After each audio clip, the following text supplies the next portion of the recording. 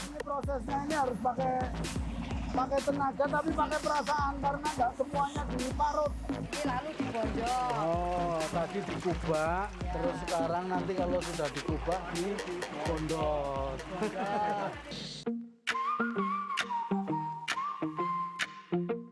Usaha pembuatan pati onggok atau tepung aren di Desa Pucang, Miliran, Kecamatan Tulung, Kabupaten Klaten, Jawa Tengah telah ada sejak tahun 1960.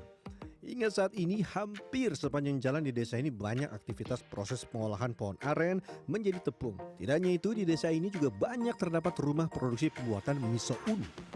Untuk melihat dan mengikuti proses pengolahan pohon aren menjadi tepung, saya mendatangi salah satu tempat produksi milik Bekti Nugroho.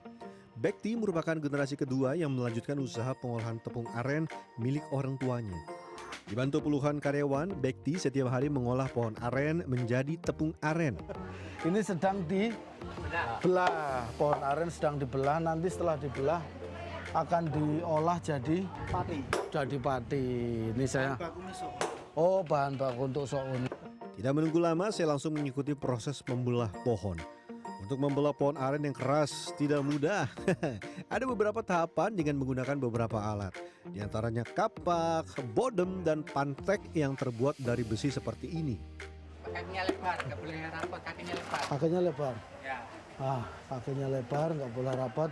Ya. Badan harus tegak, terlalu bungkuk. Udah terus. Dikasih itu, kasih pantek yuk. Pantek yang ini ya. Ya, nggak apa-apa. Nih, terus Punya pelan-pelan aja. mukulnya pelan-pelan. Terus sampai ambles. Ini butuh tenaga yang ekstra ya. Ya. Setelah bersusah payah membelah pohon, akhirnya saya berhasil. Pohon aren terbagi jadi dua bagian. Bagian luar kulit adalah kayu keras, sementara bagian dalam diolah menjadi tepung aren. Nah, ini dalamnya ya Pak ya. Ya. Ini bagian dalamnya ini yang nanti akan Diolah. diproses, diolah untuk jadi tepung pati. Silat. Oh ya, Giling. digiling. Ya. Nggak kuat. 30 kilo ada itu. 30 kilo ada ya. Ada. Pohon yang bisa diolah adalah pohon aren yang sudah berbuah kolang-kaling. Artinya harus benar-benar tua, karena ini akan menentukan kualitas tepung aren yang dihasilkan. Terus ini setelah dibelah seperti ini kita masuk ke sini. Proses pemarutan ya. Melihat proses pemarutan bagian dalam batang aren tentu sangat beresiko, karena itu butuh didampingi tenaga kerja yang berpengalaman. Meski sudah menggunakan mesin seperti ini, untuk proses memarut masih butuh tenaga manusia. Dari mulai kaki yang bertugas untuk menekan batang aren ke mesin parut, serta tangan untuk mengarahkan bagian dalam ke mesin parut. Karena itu pekerjaannya mendapat bayaran cukup mahal, Rp200.000 per hari. Ini prosesnya ini harus pakai tenaga tapi pakai perasaan karena nggak semuanya diparut. Ini udah tipis segini udah. Oh belum masuk. Saya takut ini kakinya masuk ke sana ya. Udah. Kalau masnya udah biasa. Pohon aren yang sudah diparut ditampung ke dalam bak besar seperti ini. Untuk mendapatkan tepung aren ternyata tidak hanya beresiko, tapi butuh waktu lama. Parutan batang aren harus direndam selama 1 malam. Jadi ini nggak bisa langsung dikasih air terus langsung diperes, itu nggak bisa. Harus direndam 1 malam. Nanti setelah direndam semalam jadinya kayak gini. Ya, nanti baru diperes. Oh, gitu. Setelah direndam 1 malam, tahap selanjutnya tinggal penyaringan dan pemerasan yang dilakukan pekerja yang sebagian besar ibu-ibu. Satu bak diisi 2 ibu berhadapan seperti ini. Tugas mereka memastikan ampas dari pohon aren benar-benar terurai. Bagian pati akan tersaring mengendap sementara ampas diperas. Ini itu masih ada ampasnya seperti ini ya Bu ya. Iya. Terus harus kuber. Ini harus dikubak seperti ini. Bondol. Oh. Patinya turun ke dalam. Oh ya. Ini lalu dibondol. Oh, tadi dikubak, terus sekarang nanti kalau sudah dikubak dibondot. Bundatnya bunder-bunder. Proses pemerasan tidak hanya 1 kali, tapi 3 kali. Ampas yang sudah diperas kemudian dipindahkan ke bak yang lain dan akan dilakukan proses pemerasan kedua.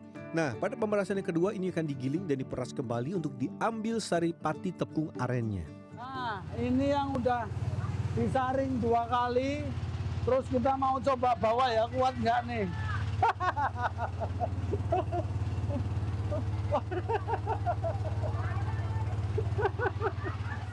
Meski sudah berusaha sekuat tenaga, saya tidak mampu membawa ampas yang diperas 2 kali untuk dipindah ke mesin penggiling. Pada bagian akhir proses pembuatan tepung, air hasil saringan ampas pohon aren akan dibiarkan mengendap hingga malam. Setelah dibiarkan selama kurang lebih 8 jam, pati atau sari pohon aren akan dimasukkan ke dalam karung. Untuk tahap ini, air yang ada di dalam bak pertama-tama dikuras sampai habis. Selanjutnya, pati yang sudah mengendap di bawah dipindahkan ke karung untuk ditampung dan ditiriskan demi membuang kadar airnya. Nih kita lihat ya, tuh.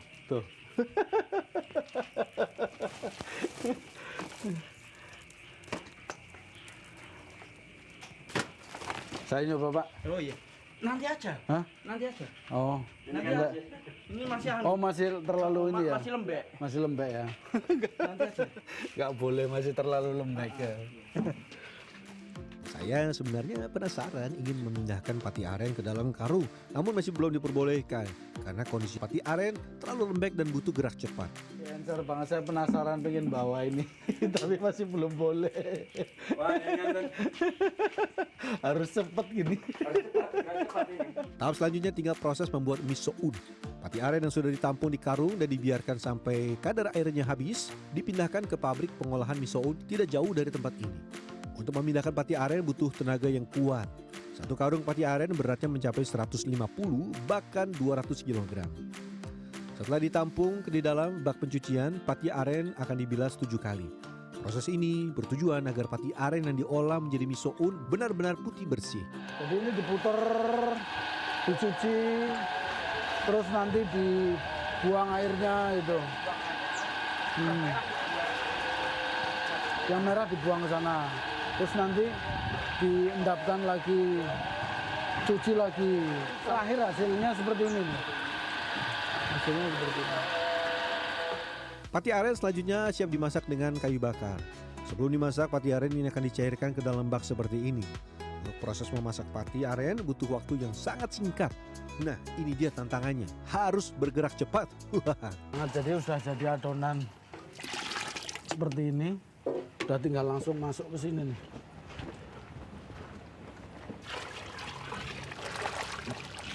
Ini nggak sampai 2 menit udah langsung mengental. Ya. Tuh. Ini udah langsung mengental. Tuh.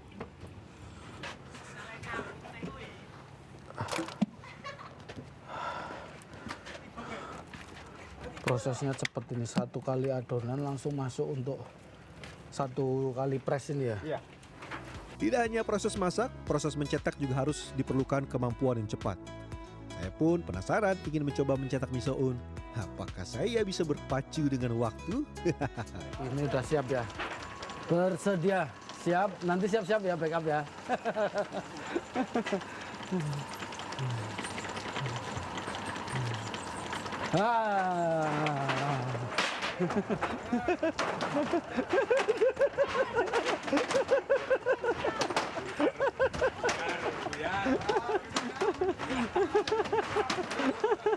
Aduh, nggak jadi. Meski sudah berusaha, saya tetap tidak bisa cekatan memindahkan hasil cetakan miso-un ke tempat penjemuran. Ini kerja tidak hanya kerja keras, tapi harus kerja terampil dan kerja cepat.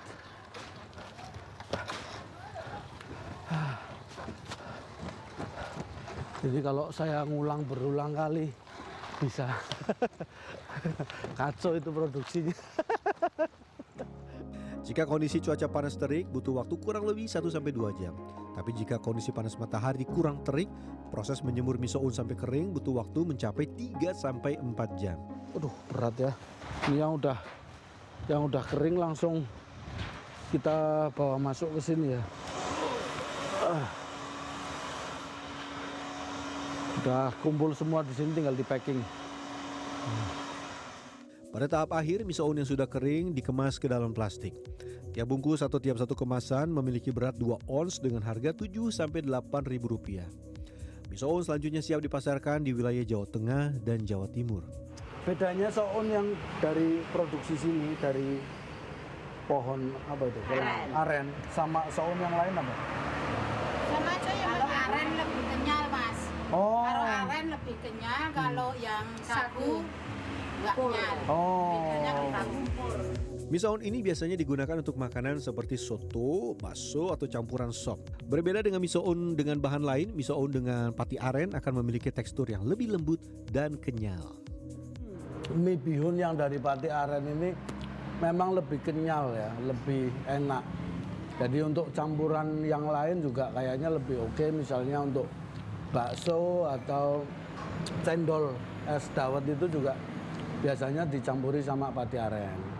Nah kalau Anda pengen bihun itu mungkin bisa nanya ini pakai pati aren nggak? Itu untuk makanan Anda, olahan Anda nanti bisa lebih istimewa. Roby Sofwan Amin, Probokus Hartoyo, Klaten, Jawa Tengah.